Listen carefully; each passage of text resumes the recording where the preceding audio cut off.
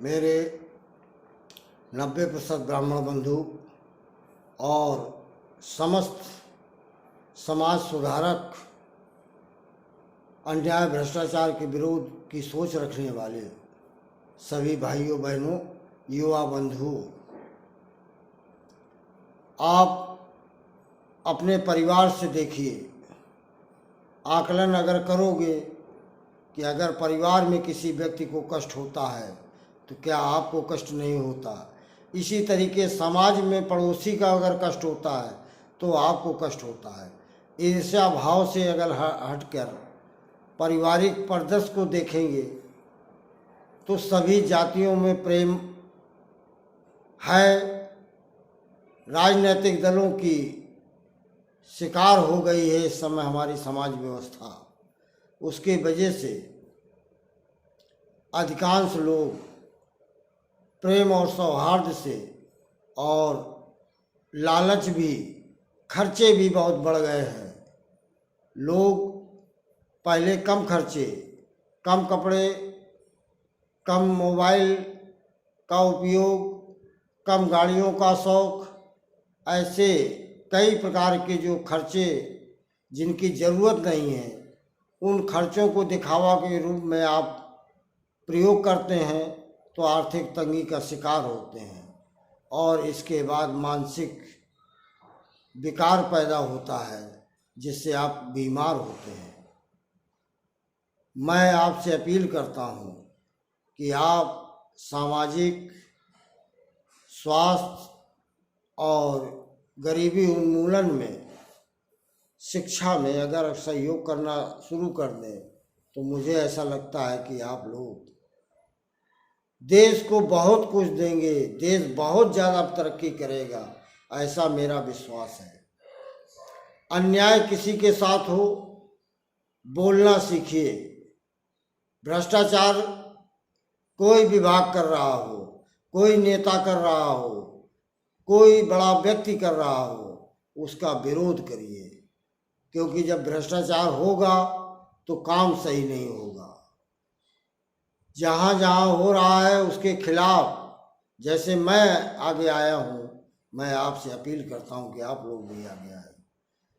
इसी अन्याय और भ्रष्टाचार के खिलाफ सामाजिक सौहार्द के लिए मैंने यूट्यूब चैनल का निर्माण किया और उसका नाम रखा अन्याय भ्रष्टाचार के खिलाफ ललकार, अशोक दुबे लंकेश।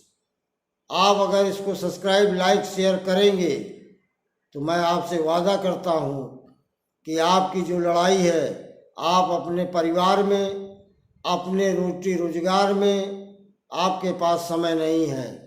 मेरे पास लगभग 20 वर्ष समय है, क्योंकि 75 के बाद अमूमन शरीर भी शिथिल हो जाता है, तो मैं भी शिथिल होऊंगा ऐसा नहीं है।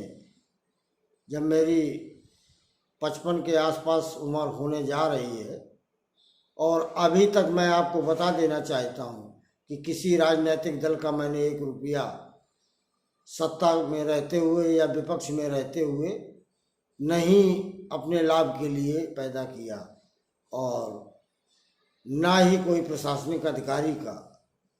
अब आप अंदाज़ा लगाइए कि ईमानदारी से मैं अभी तक जीवन जीने का, हाँ, और अच्छे ढंग से जी रहा हूँ।